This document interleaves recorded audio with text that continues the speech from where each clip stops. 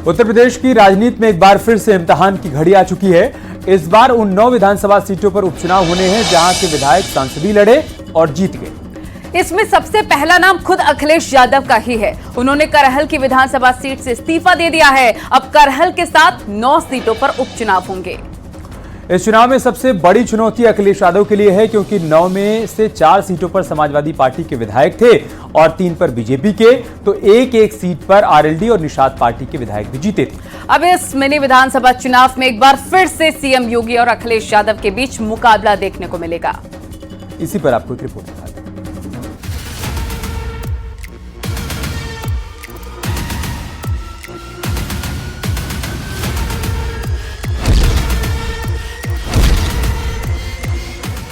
उत्तर प्रदेश में एक बार फिर चुनावी बिसात बीत चुकी है। उत्तर प्रदेश में एक बार फिर सीएम योगी और अखिलेश यादव में टक्कर होने वाली है क्योंकि 6 महीने के भीतर यूपी में 9 विधानसभा और 1 विधान परिषद सीट पर उपचुनाव होने वाला है।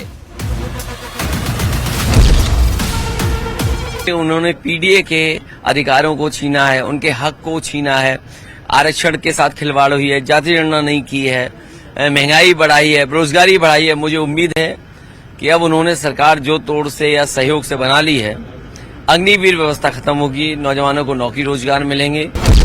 लोकसभा चुनाव में सबसे ज्यादा सीट जीतकर दिल्ली की सियासत में एंट्री की सोच रहे अखिलेश यादव की एक और परीक्षा यूपी में होने वाली है क्योंकि उन्होंने करहल सीट से इस्तीफा दे दिया है और उनके साथ विधायक से सांसद बने नेता भी एक कर इस्तीफा दे रहे हैं। ऐसे में जिन 9 विधायकों ने लोकसभा का चुनाव जीता है, अब उन सीटों पर उपचुनाव की रणभेरी बच चुकी है। मैनपुरी की करहल विधानसभा सीट जो अखिलेश यादव के इस्तीफे से खाली है, फैजाबाद की मिल्कीपुर विधानसभा सीट जहां से एसपी विधायक अवधेश प्रसाद सांसदी जीत चुके हैं, अंबेडकर नगर की कटेहरी विधानसभा सीट के सपा विधायक लालजी वर्मा लोकसभा चुनाव जीते हैं, मुरादाबाद की कुंदर की विधानसभा सीट से सपा विधायक अब लोकसभा जा रहे हैं, गाजियाबाद विधानसभा सीट से बीजेपी के विधायक अतुल गर्ग लोकसभा जाएंगे, अलीगढ़ की खैर विधानसभा सीट से बीजेपी के अनूप वाल्मीकि सांसदी जीत चुके हैं, फूलपुर विधानसभा सीट से बीजेपी के प्रवीण पटेल लोकसभा चुनाव जीते हैं, मीरापुर विधानसभा सीट से आरएलडी के विधायक चंदन चौहान सांसदी जीते हैं और मिर्जापुर जिले की मझवा विधानसभा सीट से निषाद पार्टी के विधायक विनोद कुमार बिंद सांसदी जीत चुके हैं और विधानसभा सीट खाली हो गई है। यानी समाजवादी पार्टी की 4 विधानसभा सीट और बीजेपी की 3 विधानसभा सीट के साथ एक निषाद पार्टी और एक आरएलडी पर उपचुनाव होना है। उत्तर प्रदेश में लोकसभा चुनाव के नतीजों के बाद अब तक कुल 9 विधानसभा और एक एमएलसी की सीट खाली हो चुकी है। 9 विधानसभा की जब हम बात करते हैं तो उनमें से 4 विधानसभा समाजवादी पार्टी के पास थी, जबकि 5 भारतीय जनता पार्टी के, जबकि 1 एमएलसी की सीट जितिन प्रसाद के तौर पर जो काम कर रहे थे अब वो लोकसभा के सदस्य हो गए हैं। समाजवादी पार्टी की बात अगर करें तो अब तक अखिलेश यादव, अवधेश प्रसाद और लालजी वर्मा इस्तीफा दे चुके हैं, जबकि जियाउर रहमान बर्क कुछ दिनों के बाद इस्तीफा देंगे, जबकि भारतीय जनता पार्टी के सभी 5 सदस्य जल्द इस्तीफा देंगे। इसे सिर्फ उपचुनाव नहीं बल्कि मिनी विधानसभा चुनाव माना जा रहा है जिसमें एक तरफ सीएम योगी होंगे तो दूसरी तरफ अखिलेश यादव जो लोकसभा चुनाव के बाद फिर आमने सामने आने वाले हैं। देखिए, वैसे तो मैं पार्लियामेंटेरियन हूँ और मैं तो यही चाहता हूँ कि पार्लियामेंट में जाऊँ, लेकिन मुझसे गलती हो गई थी जब अखिलेश यादव जी ने मुझसे कहा था कि रामपुर का चुनाव लड़ लीजिए। अब मैं ये गलती अपनी दोहराऊंगा नहीं। जो मेरे राष्ट्रीय अध्यक्ष अखिलेश यादव जी जो आदेश करेंगे उसका पालन होगा। तो विधानसभा का अगर टिकट सपा देती है तो आप तैयार हैं कुंदर की सभा? अगर अखिलेश जी कहते हैं और टिकट देते हैं तो मैं लड़ूंगा। देखिए, आदरणीय अखिलेश यादव जी ने विधानसभा की सदस्यता से इस्तीफा दे दिया है। आदरणीय अखिलेश यादव जी संसद में देश के गरीब, किसान, मजदूर, पिछड़े, दलित, अल्पसंख्यक, वंचित समाज की आवाज को बुलंद करेंगे। इंडिया गठबंधन ने जिन वादों के साथ, जिन बातों के साथ चुनाव में गए थे, हम उन सब बातों को उठाते रहेंगे, उन वादों को भारतीय जनता पार्टी को याद दिलाते रहेंगे। भाजपा ने जो जनता से वादे किए हैं उन वादों को याद दिलाते रहेंगे। रोजगार की बात हो, महंगाई की बात हो, इन सब मुद्दों पे आदरणीय अखिलेश यादव जी संसद में देश की आवाज को बुलंद करने का काम करेंगे। दिल्ली की राजनीति से पहले अखिलेश यादव के सामने यूपी में समाजवादी पार्टी की 4 विधानसभा सीट बचाने की चुनौती है, तो वहीं इस उपचुनाव में सीएम योगी के सामने क्लीन स्वीप का टारगेट है जिसकी बिसात अब बीत चुकी है। Bureau report, news 18।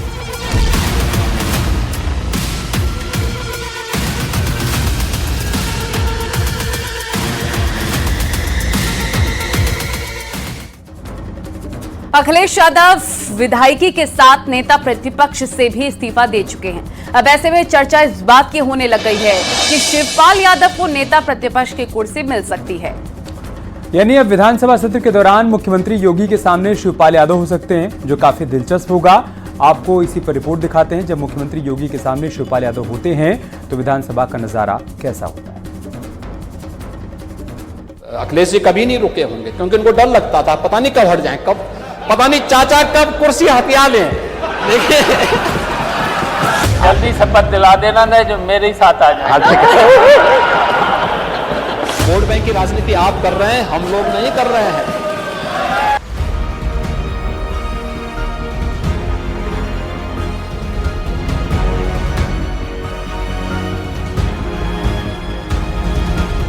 लोकसभा चुनाव में बेहतरीन प्रदर्शन के बाद अखिलेश यादव ने विधायकी छोड़ दी, नेता प्रतिपक्ष के पद से इस्तीफा दे दिया और दिल्ली की राजनीति में सक्रिय हो गए।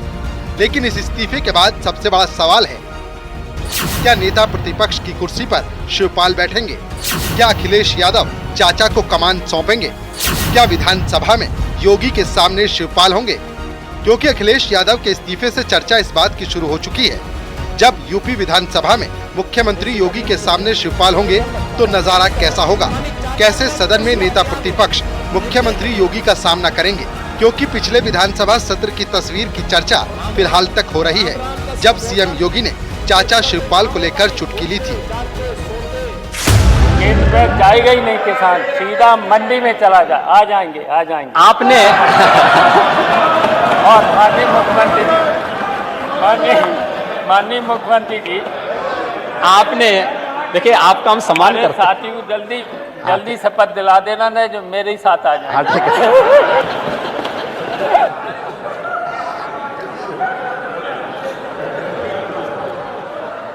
आपने शिवपाल जी, आपने अगर ये इमला सत्ता में रहते हुए भतीजे को पढ़ाया होता ना, तो संभवतः कुछ अन्नदाता किसानों का हित हो गया होता। लेकिन भतीजा है कि सुनने को तैयार ही नहीं आपकी बात को, पता नहीं चाचा कब कुर्सी हथिया लें। देखिए यूपी विधानमंडल में बात किसानों के मुद्दे पर हो रही थी। सीएम योगी सरकार के काम गिना रहे थे, लेकिन जब शिवपाल यादव का नाम आया तो सदन का माहौल खिलखिला उठा। हालांकि तब शिवपाल यादव सिर्फ विधायक थे, लेकिन अब उनके कंधे पर नेता प्रतिपक्ष की जिम्मेदारी लदने वाली है।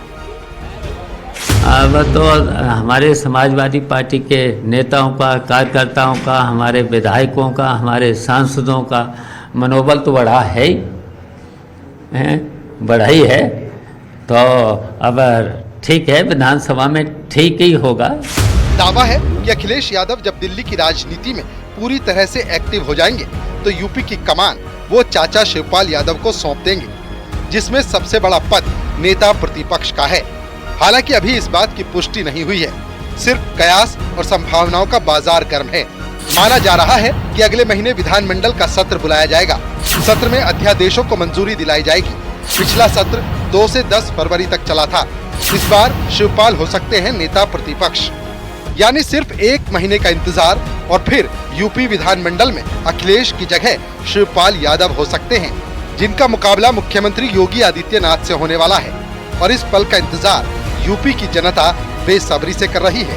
Bureau report, news 18।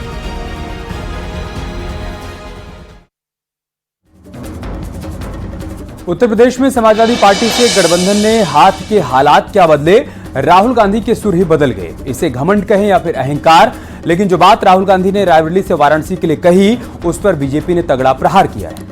दरअसल राहुल गांधी ने एक दिन पहले रायबरेली से कहा कि अगर वाराणसी से प्रियंका गांधी चुनाव लड़ती तो प्रधानमंत्री मोदी हार जाते, जिस पर अब बीजेपी ने तगड़ा पलटवार किया है। बीजेपी नेता अमित मालवीय ने कहा कि अगर राहुल गांधी को जीत का इतना ही भरोसा था तो फिर खुद काशी क्यों नहीं चले गए, क्यों वो रायबरेली भाग गए। राहुल गांधी सिर्फ प्रियंका वाड्रा को बलि का बकरा बना रखे हैं। इसी पर आपको दिखाते हैं रिपोर्ट की आखिर क्यों राहुल गांधी के बयान को ओवर कॉन्फिडेंस से जोड़कर देखा जा रहा है।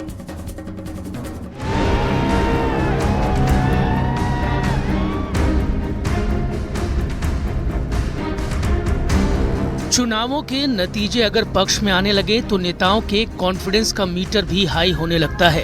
यही वजह है कि रायबरेली में राहुल गांधी ने नरेंद्र मोदी को लेकर जो बयान दिया, उस पर बीजेपी नेता अमित मालवीय ने करारा जवाब दिया है। अमित मालवीय ने एक्स पर लिखा है कि ये साफ है कि राहुल गांधी प्रियंका वाड्रा से नफरत करते हैं। वो वाराणसी में प्रधानमंत्री के खिलाफ उन्हें खड़ा करके उनकी बलि चढ़ाना चाहते थे।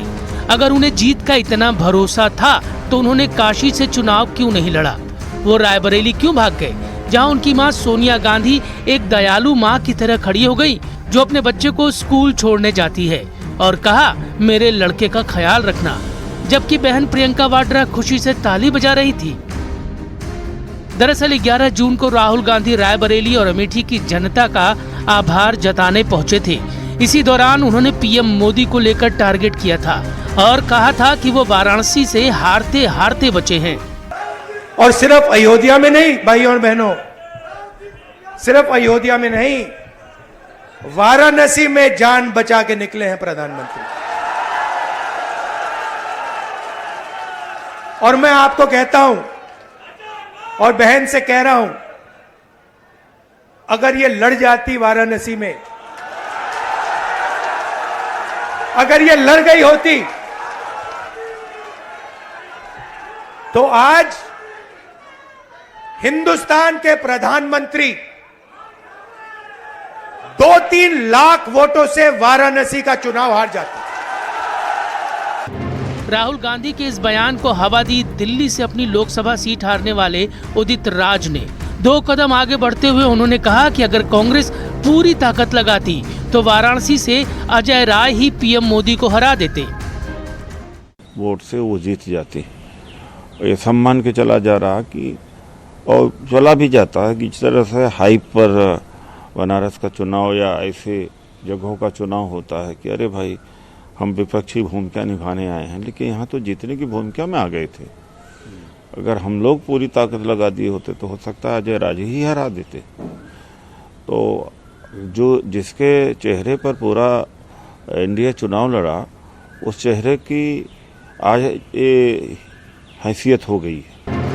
कांग्रेस के इसी आत्मविश्वास पर अमित मालवीय के सियासी तरकश से एक के बाद एक कई तीर निकलने लगे। एक्स हैंडल पर उन्होंने लिखा, सच ये है कि गलती से कुछ सीट क्या मिल गई, राहुल गांधी इसे संभाल नहीं पा रहे हैं। जिस तरह उन्होंने हारने के डर से अमेठी से चुनाव लड़ने से इनकार किया, उसी तरह उन्हें अभी भी नेता प्रतिपक्ष के रूप में पदभार संभालने का भरोसा नहीं है। चुनाव बीत चुके हैं, मोदी तीसरी बार शपथ ले चुके हैं, अब विपक्ष के पास यही मौके हैं।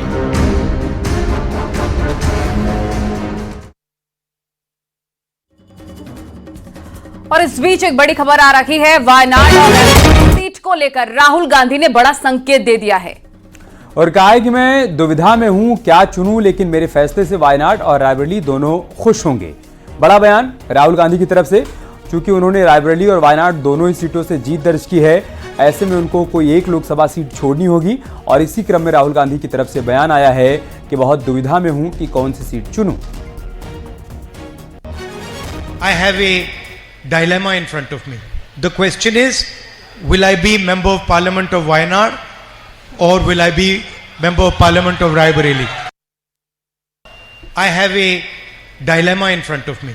The question is, will I be member of parliament of Wayanad or will I be member of parliament of Raebareli? I have a dilemma in front of me. The question is, will I be member of parliament of Wayanad or will I be member of parliament of Raebareli? Delhi में जल संकट का जिम्मेदार कौन है, ये सवाल इसलिए क्योंकि पानी के मुद्दे पर पिछले कई साल से राजनीति हो रही है और सभी राजनीतिक पार्टियां एक दूसरे पर आरोप लगाती रही हैं। लेकिन दिल्ली की जनता आज भी बूंद बूंद पानी के लिए तरस रही है। आज दिल्ली में पानी की किल्लत को लेकर सुप्रीम कोर्ट में अहम सुनवाई हुई, जिसमें सुप्रीम कोर्ट ने दिल्ली सरकार को फटकार लगाई। सुप्रीम कोर्ट ने कहा कि ऐसा कहा जाता है कि दिल्ली में टैंकर माफिया काम कर रहा है, अगर आप इस पर कार्रवाई नहीं करते तो इस मामले को दिल्ली पुलिस को सौंप देंगे। इसके अलावा सुप्रीम कोर्ट ने दिल्ली सरकार को निर्देश भी दिए हैं कि वो हलफनामा दाखिल करके बताए कि उसने दिल्ली में पानी की बर्बादी रोकने के लिए आखिर कदम क्या उठाए हैं। आइए आपको दिखाते हैं कि पानी पर कैसे राजधानी तिलमिला रही है।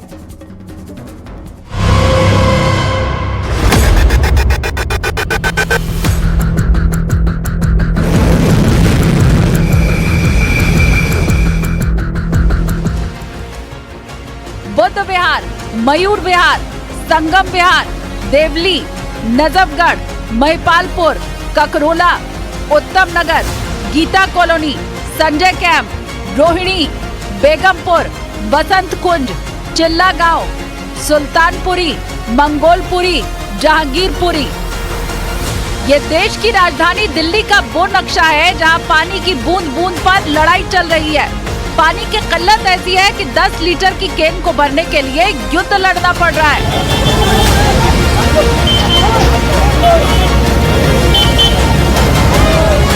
पहले घंटों कतार में खड़े रहिए, जब टैंक आए तो पानी मिलने को अपना नसीब समझिए। भीषण गर्मी में दिल्ली के ये हालात दिल दहलाने वाले हैं। दरअसल दिल्ली और हरियाणा के बीच लगातार पानी को लेकर विवाद चल रहा है। दिल्ली सरकार हरियाणा पर आरोप लगा रही है कि दिल्ली के हिस्से का पानी नहीं छोड़ा जा रहा है, जिससे दिल्ली के अलग अलग इलाकों में पानी की किल्लत होती है।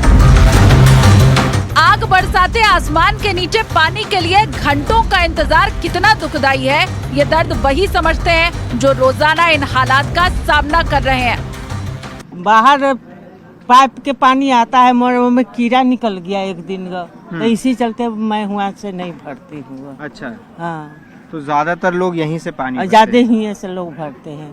अच्छा, हम से ही ये सब पीते हैं। क्या पानी वानी आ रहा है इससे? नहीं, इसमें कोई पानी वानी नहीं आ रहा है। ये सिर्फ इन्होंने इलेक्शन से पहले इन्होंने हमारे को उल्लू बनाया है लोगों को कि हम पाइप डालने हैं बोल के। सिर्फ 2 इंच के पाइप, करीबन 100 से ज्यादा घर है इसके अंदर। घर से पानी भर कर लेकर आए। ये देखिए, ये इस गली के पानी की स्थिति है। ये हम हाथ धो सकते हैं, क्या कर सकते हैं ये बताओ। इस पानी को ये और इंसान को मरीज बना देगी, मार देगी इंसान को।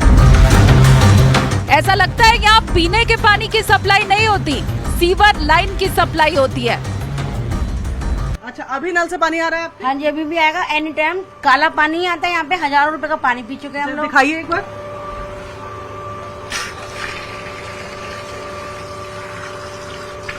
ये पानी आप देख रहे हैं यहाँ पर ग्लास में जो ये पानी है, ये किस तरीके का पानी है, झाग से भरा हुआ। और ये पानी कितना गंदा है ये आप इसमें देखिए।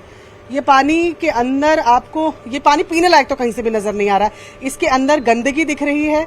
ये पानी आप देख रहे हैं काला काला, इस पानी में कुछ तैर रहा है। इन्हीं हालातों के बीच दिल्ली से ये एक बड़ी खबर आई है। ये खबर पानी की किल्लत पर दिल्ली सरकार के फैसले से जुड़ी है, जिसमें कहा गया है कि अब एडीएम एसडीएम पानी की पाइपलाइन की मॉनिटरिंग करेंगे। कहीं भी पानी की लीकेज को बर्दाश्त नहीं किया जाएगा। फिलहाल इंतजार इसी बात का कीजिए कि मौसम कब मेहरबान होगा, क्योंकि जो हालात इस बार दिल्ली के हैं उनके जल्दी सुधरने के आसार नजर नहीं आ रहे।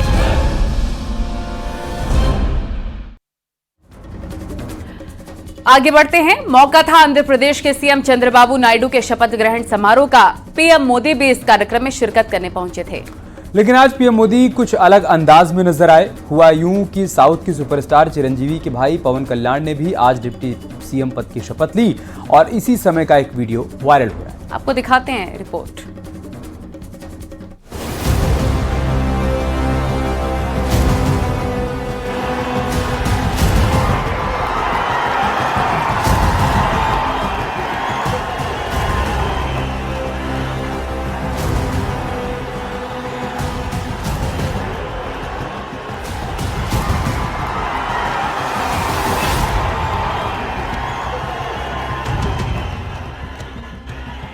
आंध्र प्रदेश में नई सरकार के शपथ ग्रहण में पीएम मोदी का अलग अंदाज दिखाई दिया। समारोह में पीएम मोदी समेत कई दिग्गज नेता शामिल हुए। तेलुगु देशम पार्टी के प्रमुख एन चंद्रबाबू नायडू ने आंध्र प्रदेश के मुख्यमंत्री के रूप में शपथ ली। आंध्र प्रदेश के मुख्यमंत्री के तौर पर यह उनका चौथा कार्यकाल होगा। शपथ लेने के बाद चंद्रबाबू नायडू को प्रधानमंत्री मोदी ने गले लगाया और उनकी पीठ थपथपाई। इस मौके पर एक बार फिर पीएम मोदी और चंद्रबाबू नायडू के बीच खास केमिस्ट्री देखने को मिली। बाद में प्रधानमंत्री अभिनेता चिरंजीवी और पवन कल्याण का हाथ पकड़कर मंच पर आए और लोगों का अभिवादन किया। पीएम मोदी ने दोनों को गले लगा लिया। इस दौरान जमकर तालियां बजी।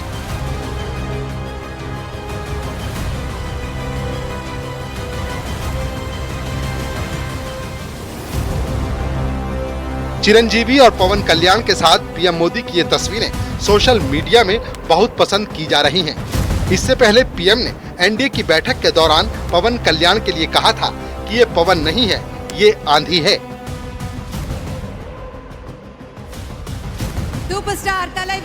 इस मौके पर पीएम मोदी ने मंच पर सुपरस्टार रजनीकांत के साथ बेहद गर्मजोशी के साथ मुलाकात की और उनकी पत्नी लता के साथ भी बातचीत की। आंध्र प्रदेश में शपथ ग्रहण के दौरान की इन तस्वीरों की काफी चर्चा हो रही है। Bureau report, news 18।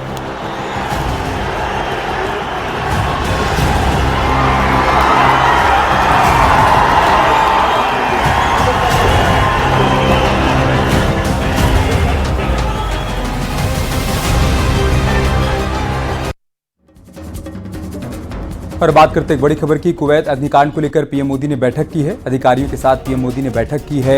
मौजूदा हालात को लेकर उन्होंने चर्चा की है। कुवैत में अग्निकांड में 40 से ज्यादा भारतीयों की मौत हो गई है और इसी मुद्दे को लेकर प्रधानमंत्री मोदी ने अधिकारियों के साथ बैठक की है।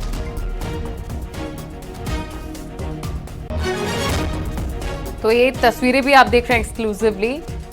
ये भीषण अग्निकांड था, 40 लोगों की दुखद मौत हो गई, इसमें कई भारतीय भी शामिल थे। वो तस्वीरें भी हम आपको दिखाएंगे भीषण आगजनी की। लेकिन फिलहाल हम आपको दिखा रहे हैं कुवैत अग्निकांड को लेकर प्रधानमंत्री नरेंद्र मोदी ने अधिकारियों के साथ मीटिंग की है। मीटिंग की तस्वीरें हम आपको दिखा रहे हैं। विदेश मंत्री एस जयशंकर, विदेश राज्य मंत्री कीर्तिवर्धन सभी इस बैठक में मौजूद हैं, जिन्होंने प्रधानमंत्री मोदी को पूरे हालात की जानकारी दी है। ये जो आप दूसरी तस्वीर देख पा रहे हैं, इस तस्वीर ने हर किसी को झकझोर कर रख दिया है। बहुमंजिला इमारत में आग लगी और किसी को कुछ समझ पाने का मौका नहीं मिला। 40 से ज़्यादा भारतीयों की जलकर मौत हो गई है। इस दर्दनाक हादसे के बाद अलग अलग रिएक्शन सामने आ रहे हैं। हर तरफ से शोक संवेदनाएं प्रकट की जा रही हैं और इसी क्रम में प्रधानमंत्री मोदी ने अधिकारियों के साथ, विदेश मंत्री के साथ बैठक कर पूरे हालात की जानकारी ली कि किन परिस्थितियों में आग लगी, वहां पर रेस्क्यू ऑपरेशन को कैसे आगे बढ़ाया गया और साथ ही साथ सभी की शिनाख्त हो पाए, ये भी सुनिश्चित किया जा रहा है इस बैठक में प्रधानमंत्री मोदी की ओर से। बता दें आपको कि किचन में अचानक से आग लगी थी, जो कि भड़कती ही चली गई और इसमें कई भारतीय भी इसके चपेट में आया। हालांकि सोशल मीडिया साइट एक्स पर भी इसको लेकर अलग अलग बयानबाजी हो रही है। कई लोगों का कहना है कि लालची मालिकों की वजह से ये सब झेलना पड़ा है तमाम भारतीयों को। यहाँ रुक एक छोटे से ब्रेक के लिए। खबरें लगातार जारी हैं।